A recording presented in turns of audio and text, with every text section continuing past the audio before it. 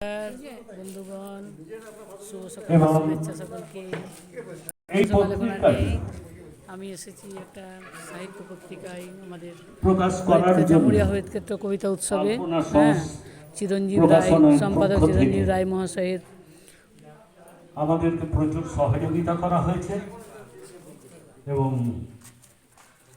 তার কর্ণধার আমাদেরই কবি বন্ধু ভাই রাজীব।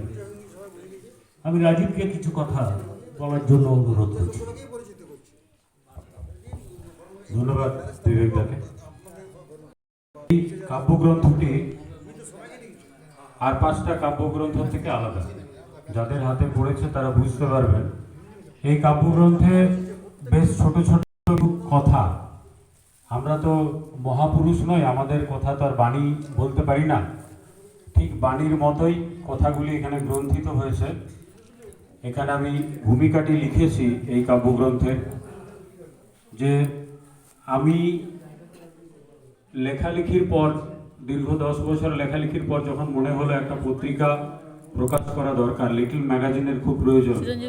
এবং আপনারা যে বিদ্যালয়টিতে বসে আছেন এই বিদ্যালয়ের প্রতিষ্ঠাতা মনমোহন রায়, এইখানে দেখছেন ফাঁকা মাঠ দেখা যাচ্ছে, সেরকম মাঠ ছিল। আর যে মহিরুহ তার প্রতিষ্ঠাতা প্রাণপুরুষ মনমোহন রায়, চিরঞ্জীবের জ্যাঠামশাই, ওই পরিবারেরই সন্তানও।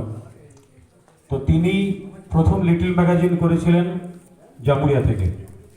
লিটল ম্যাগাজিন অর্থে যেটি বোঝায়। দ্বিতীয় লিটল ম্যাগাজিনটি আমার শুরু হয়।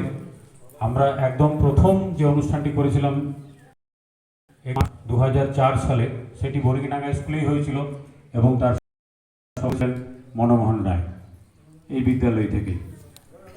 পরবর্তীকালে প্রথম থেকেই চিরঞ্জীব আমাদের সাথে ছিল। চিরঞ্জীবের একটা আলাদা লাইফ থেকে সে একটি উচ্চমানের অভিনেতা, অসাধারণ দক্ষতা তার। নাটক মানে আমাদের এই অঞ্চলের যে নাটকের চর্চা ছিল, সেখানে নাটকের কথা উঠলেই প্রথমেই চিরঞ্জীবের একটা ডাক নাম আছে, আমি বলছি এখানে, যদিও এখানে সবাই জানে, সেটা হলো টুম্পা।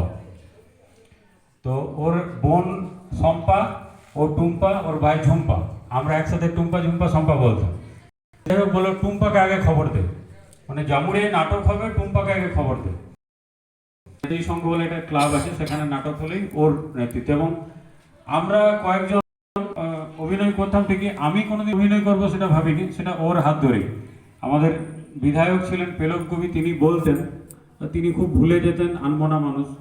চিরঞ্জীব ধরে টেনে করতো, পারবি তো, এই করে ওর পরিচালনায় আমি অনেকগুলো নাটকই করেছি। আমি আমার জন্য না, ওর জন্যই পুরস্কৃত হয়েছে। ওর অভিনয় যারা দেখেননি তারা না দেখলে বুঝতে পারবেন না কত বড় মাপের অভিনেতা। যাই হোক,